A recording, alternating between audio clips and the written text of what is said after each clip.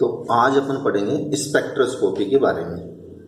तो सबसे पहले देखते हैं कि जो स्पेक्ट्रोस्कोपी है वो क्या होती है।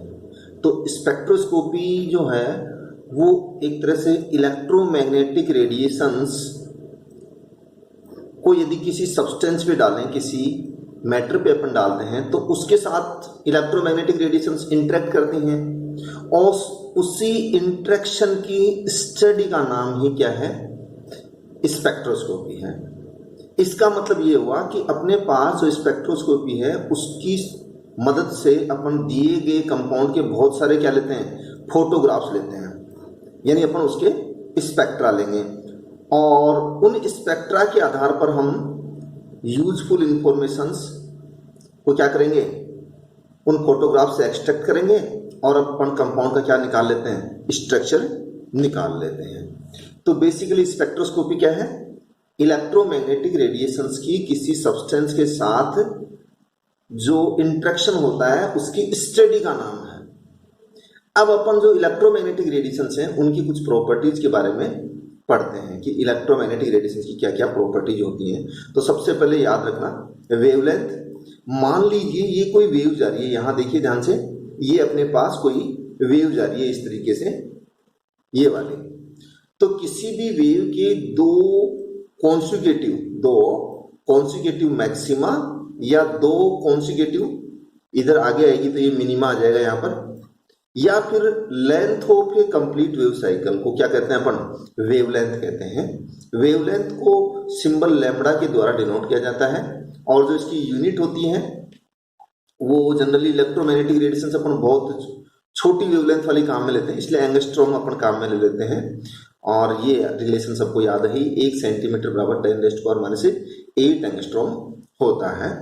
तो ये याद रखना, length of a complete wave cycle अथवा distance between two consecutive maxima और distance between two consecutive minima को ही क्या बोलते हैं अपन, वेवलेंथ। इसका सिंबल क्या होता है, लैम्बडा। यूनिट क्या लिख देंगे अपन, एंगस्ट्रॉम लिख देंगे या कहीं पर नैनोमीटर भी लिखते हैं अपन।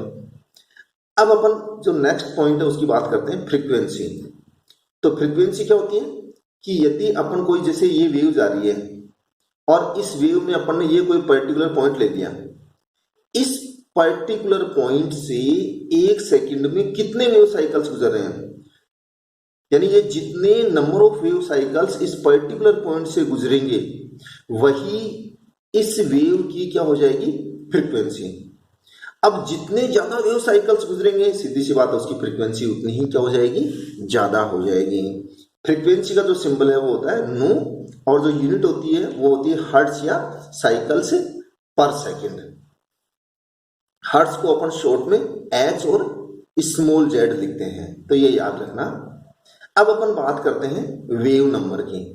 अब कोई भी वेव जा रही है उसके 1 सेंटीमीटर के अंदर, कोई भी वेव जो जा रही हो उसके 1 सेंटीमीटर, जैसे मान लो अपने पास कोई एक पर्टिकुलर पॉइंट ये हो गया, एक पर्टिकुलर पॉइंट ये हो गया, और इन दोनों के जो बीच की डिस्टेंस है वो क्या मान ली अपन ने, 1 सेंटीमीटर मान ली।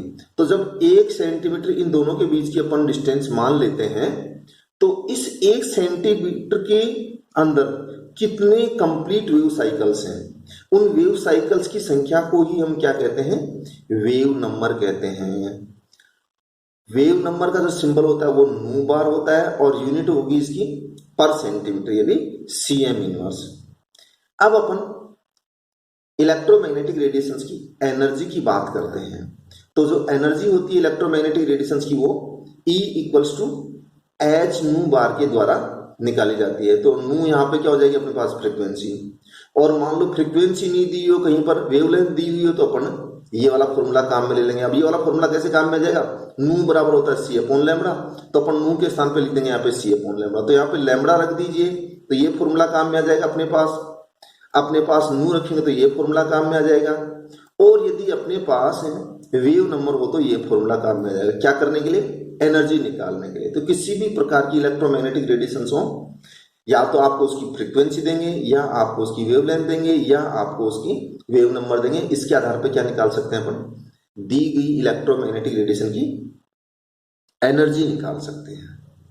अब अपने पास जितने भी प्रकार की इलेक्ट्रोमैग्नेटिक रेडिएशंस होती हैं, जिनकी वेवलेंथ बहुत कम होती है या जिनकी वेवलेंथ बहुत ज़्यादा होती है।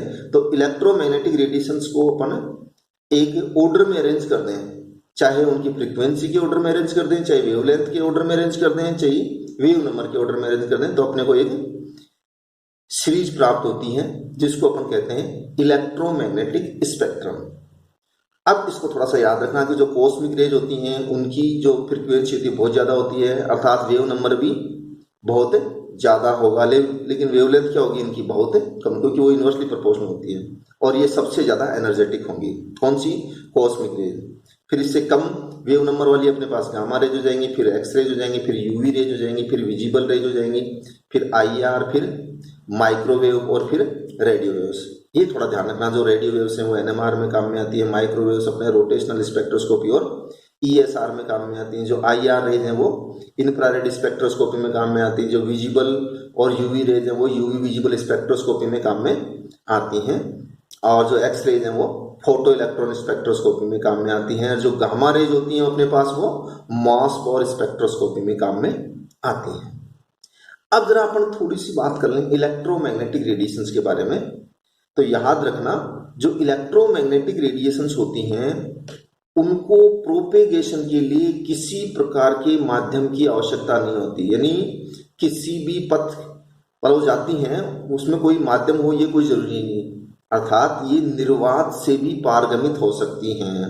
जैसे सूर्य की जो किरणें हैं हम तक पहुंचती हैं तो बीच रास्ते में निर्वात भी होता है, वहां पर भी वो होकर के आती हैं। तो इलेक्ट्रोमैग्नेटिक रेडिएशंस को किसी माध्यम की आवश्यकता नहीं होती है। और दूसरी इंपॉर्टेंट चीज, चाहे इलेक्ट्रोमैग्नेटिक रेडिएशंस के ऊपर आप इलेक्ट्रिक फील्ड लगाएं या कोई मैग्नेटिक फील्ड लगाएं, इनका इलेक्ट्रोमैग्नेटिक रेडिएशंस के ऊपर कोई फर्क नहीं पड़ता है। मीडियम की बात अपन कर ही चुके, एनर्जी की बात अपन कर चुके कि जितनी ज्यादा फ्रीक्वेंसी होगी अपने पास या अपने पास वेव नंबर होगा उतनी ही ज्यादा एनर्जी होगी, लेकिन लैम्बडा के जो एनर्जी होती है वो क्या होती है? इनवर्सली प्रोपोर्शनल होती है। ये सबसे इंपॉर्टेंट चीज है, इसको जरूर आप लोग याद रखना। चाहे अपने पास किसी भी प्रकार की रेडिएशंस हों, कॉस्मिक रेज हों अथवा गामा रेज हों या यूवी विजिबल रेज हों या अन्य किसी प्रकार की रेज हों, सभी की जो वेलोसिटी होती है वो सेम होती है। और वो वेलोसिटी कितनी होती है? 3 × 10⁸ मीटर प्रति सेकेंड। तो ये क्वेश्चन पूछा जा सकता है आपसे कि निम्न में से कौन सी रेडिएशंस की वेलोसिटी ज्यादा होती है। तो याद रखना, चाहे कोई सी भी इलेक्ट्रोमैग्नेटिक रेडिएशंस आ जाए, सभी प्रकार की जो इलेक्ट्रोमैग्नेटिक रेडिएशंस होती हैं उन सब की जो स्पीड होती है वो सेम होती है, 3 × 10⁸ मीटर प्रति सेकेंड। तो ये तो कुछ इलेक्ट्रोमैग्नेटिक रेडिएशंस के बारे में बेसिक बातें थी। अब अपन बात करते हैं सबसे पहले यूवी विजिबल स्पेक्ट्रोस्कोपी के बारे में। तो जो यूवी विजिबल स्पेक्ट्रोस्कोपी है उसका बेसिक यूज तो क्या होता है? हम कॉन्जुगेशन को डिटेक्ट करते हैं कि अपने पास जो दिया गया सिस्टम है उसमें कॉन्जुगेशन है या नहीं है। और जो यूवी विजिबल लाइट होती है उसकी जो रेंज होती है वो आप जानते ही हो, 200 से लेकर के 780 नैनोमीटर तक होती है। 200 से लेकर 780 नैनोमीटर, जिसमें 200 to 390 तक यहाँ तक का जो रीजन हो वो तो कहलाता है यूवी रीजन, यूवी रीजन। और जो 390 nm से लेकर के 780 nm तक का जो रीजन है वो कहलाता है विजिबल रीजन। तो ये याद रखना, ये यूवी रीजन है, यानी उसकी ये जो दे रखी है 200 और 390, ये अपने पास वेवलेंथ दे रखी है। क्या दे रखी है? वेवलेंथ। तो ये वेवलेंथ इस रेंज में हो तो वो यूवी होगी और इस रेंज में हो तो अपने पास है विजिबल हो जाएगी अपने पास। अब यदि प्रैक्टिकली अपने को कहीं से यूवी रेडिएशंस प्राप्त करनी हो तो यूवी रेडिएशंस को जो प्राप्त करने के लिए डिवाइसेस काम में लिए जाते हैं, एक तो हाइड्रोजन ड्यूटेरियम डिस्चार्ज लैंप और दूसरा जो काम में लिया जाता है वो होता है टंगस्टन फिलामेंट। तो आप याद रखेंगे, हाइड्रोजन ड्यूटेरियम डिस्चार्ज लैंप से यूवी रेडिएशन निकलती हैं, टंगस्टन फिलामेंट से भी यूवी रेडिएशन से निकलती हैं। लैम्बर्ट बियर्स लॉ के बारे में देखते हैं अब अपन। तो देखो, लैम्बर्ट बियर्स लॉ की थ्योरी बताता हूं सबसे पहले मैं, कि जब अपने पास कोई मोनोक्रोमेटिक लाइट, जब अपने पास कोई मोनोक्रोमेटिक लाइट का मतलब होता है सिंगल वेवलेंथ वाली लाइट, तो जब किसी सिंगल वेवलेंथ वाली लाइट अर्थात मोनोक्रोमेटिक लाइट की बीम को किसी होमोजीनियस एब्जॉर्बिंग मीडियम से गुजारे जाते हैं, तो क्या कर रहे हैं हम, यूवी विजिबल रेज लेंगे, याद रखना लैम्बर्ट बियर्स लॉ में। तो यूवी विजिबल रेज की जब मोनोक्रोमेटिक लाइट को किसी होमोजीनियस एब्जॉर्बिंग मीडियम से गुजारते हैं, तो सीधी सी बात है एब्जॉर्बिंग मीडियम है, इसका मतलब जो यूवी रेडिएशन डाल रहे हैं उनकी इंटेंसिटी को कम करेगा, वो एब्जॉर्ब करेगा। तो याद रखना the rate of decrease in intensity of light, तो हमारे पास जो यूवी रेडिएशंस थी जो उस मीडियम से गुजर रही हैं, उनकी जो इंटेंसिटी में क्या आ रही है, कमी आ रही है with thickness of the medium. जो भी आपने सैंपल ट्यूब ले रखी है उसकी थिकनेस के सापेक्ष अपन बात कर रहे हैं, इज डायरेक्टली प्रोपोर्शनल टू। याद रखना दो चीजों की प्रोपोर्शनल होती है, एक तो इंटेंसिटी ऑफ इंसिडेंट लाइट और दूसरा कंसंट्रेशन ऑफ द सॉल्यूशन। तो ये दो चीजें याद रखनी है आपको लैम्बर्ट बियर्स लॉ अथवा बियर्स लॉ में, कि हमारे पास जो कोई मोनोक्रोमेटिक लाइट है उस मोनोक्रोमेटिक लाइट की इंटेंसिटी में थिकनेस के साथ जो कमी आती है, मोनोक्रोमेटिक लाइट की इंटेंसिटी में थिकनेस के साथ जो कमी आती है वो इंसिडेंट लाइट के इंटेंसिटी और कंसंट्रेशन की प्रोपोर्शनल होती है।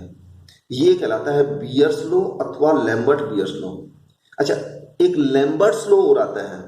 लैम्बर्ट्स लॉ में सेम चीजें हैं अपने पास, बस उसमें कंसंट्रेशन नहीं आएगी। याद रखना उसमें कंसंट्रेशन नहीं आती है, यानी ये यहां तक का जो नियम है, यहां तक की बात कर रहा हूं मैं, इससे पहले वाली जो चीजें लिखी हैं अगर हम उन्हीं को लिख देंगे तो सिर्फ ये क्या बन जाएगा अपने पास है, लैम्बर्ट्स लॉ।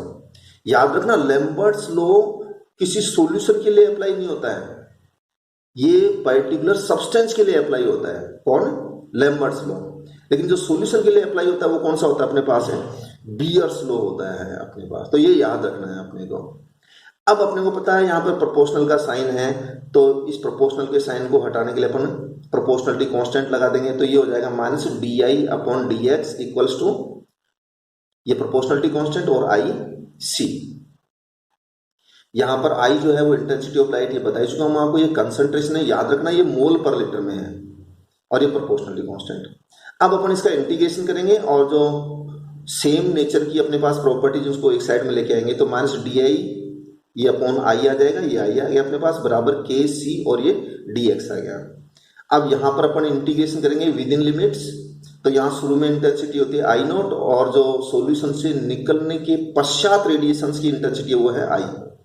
तो अपन आई नोट से आई के बीच में इसका इंटीग्रेशन करेंगे, यहां पर x इक्वल्स टू 0, यानी जो सॉल्यूशन है उसमें बिफोर एंटरिंग उसकी थिकनेस हो गई 0, और जब वो रेडिएशन उसको पार करके चली जाती है तो कितनी थिकनेस को पार कर गई, x। तो ये x लिख दिया अपन ने। इसके बाद इसका इंटीग्रेशन करेंगे तो अपने पास आ जाएगा minus ln I upon I note बराबर के सी और dx का क्या हो जाएगा x। अब इसको थोड़ा सा और आगे करते हैं, देखो ये अपने पास है माइनस ln, तो इसको प्लस ln कर देता हूं और ये ऊपर ले चलता हूं मैं, आई नोट ऊपर और आई नीचे, तो ये आई नोट ऊपर और आई नीचे, ये लॉग रहेगा, ये 2.303 से मल्टीप्लाई कर दिया क्योंकि ये नेचुरल लॉग है, और इसको ऊपर ने किस में कन्वर्ट कर दिया, लॉग बेस 10 में। ये k अपने स्थान पर ऐसा कैसा है, थोड़ा सा धुंधला आ गया यहाँ पर, c भी अपने स्थान पर ऐसा कैसा है और x भी अपने स्थान पर ऐसा कैसा है। तो कहने का मतलब ये k अपने पास आ गया है, ये अपने पास क्या आ गया है, ये c आ गया है, और ये अपने पास क्या आ जाएगा यहाँ पर, ये x आ जाएगा। फिर अपन ने क्या काम किया, इधर log I naught upon I रखा, ये log I naught upon I, और 2.303 इधर था, मल्टीप्लीकेशन में तो डिवीजन में आ जाएगा, तो यहां पे आ जाएगा k अपॉन 2.303 cx। अब जो log I naught upon I है इसको बोलते हैं अपन एब्जॉर्बेंस, तो log I naught upon I इसको अपन ने एब्जॉर्बेंस लिख दिया बराबर k अपॉन 2.303 था, इसको अपन ने एप्सिलॉन लिख दिया, ये c ऐसा कैसा आ गया, अपन x को अपन l भी लिख सकते हैं। तो यही अपने पास क्या होता है, याद रखना यही बियर्स लॉ है, लैम्बर्ट बियर्स लॉ है अपने पास। और ये जो एप्सिलॉन है इसको बोलते हैं अपन मोलर एक्सटिंक्शन कोफिशिएंट। तो कई बार मोलर एक्सटिंक्शन कोफिशिएंट की यूनिट पूछ ली जाती है, तो यूनिट क्या हो जाएगी इसकी, लीटर पर मोल पर सेंटीमीटर। और जो एल होता है वो आपको पता है, thickness of the sample tube या length of the sample tube, यानी जितनी डिस्टेंस से यूवी विजिबल रेडिएशन से उस सैंपल ट्यूब को पार करके जाती है। तो ये नियम याद रखना। अब लिमिटेशंस ऑफ बियर्स लॉ की लिमिटेशंस देखो, सॉल्यूशन क्या होना चाहिए, डाइल्यूट होना चाहिए, एक्सपेरिमेंट के दौरान टेम्परेचर कांस्टेंट रहना चाहिए, और जब अपन उसके ऊपर रेडिएशन डालते हैं सॉल्यूशन के ऊपर तो किसी प्रकार की कोई केमिकल रिएक्शन से नहीं होनी चाहिए। अब अपन बात करते हैं determination of molecular weight of given solution, यानी एप्लीकेशंस की बात कर रहे हैं अपन। तो देखो ए बराबर एप्सिलॉन सी एल है, तो एप्सिलॉन ये रहा, एल ये रहा, सी के स्थान पे अपन ने क्या लिख दी, उसकी मोलरता लिख दी, मोलरिटी लिख दी। तो W2/M2 मल्टीप्लाइडेड बाय 1/V। तो इस फॉर्मूले के द्वारा अपन दिए गए सब्सटेंस का क्या निकाल सकते हैं, ये मोलिकुलर वेट निकाल सकते हैं। ये सारी चीजें पुट कर देंगे। देखो ये एक्सपेरिमेंटल है अपने पास, तो एक्सपेरिमेंट से पता चल जाएगी, ये पता चल जाएगी, ये पता चल जाएगी, ये अपने को पता होता ही है, तो अपन M2 का मान निकाल लेंगे। दूसरा, अपन BSc पार्ट 3 में एक्सपेरिमेंट करते हैं, उसकी बात है। तो अपने पास कोई अननोन कंसंट्रेशन का सॉल्यूशन है, उसकी कंसंट्रेशन निकालनी है, तो क्या करेंगे, उसी सब्सटेंस के डिफरेंट कंसंट्रेशन के सॉल्यूशन बनाएंगे और उनकी एब्जॉर्बेंस निकाल लेंगे। तो फिर एब्जॉर्बेंस और कंसंट्रेशन को प्लॉट करेंगे, और जो सॉल्यूशन आपको दे रखा है जिसकी कंसंट्रेशन निकालनी है, मान लो उसकी एब्जॉर्बेंस आपको यूवी स्पेक्ट्रोफोटोमीटर के द्वारा इतनी प्राप्त होगी, तो आप यहाँ पे लाइन ड्रॉ करते हुए आएंगे और ये पॉइंट आ गया अपने पास, इस पॉइंट को नीचे लेंगे, यही उस अननोन सॉल्यूशन की कंसंट्रेशन को डिनोट करता है। तो अपन कंसंट्रेशन भी निकाल सकते हैं और मोलिकुलर वेट भी निकाल सकते हैं।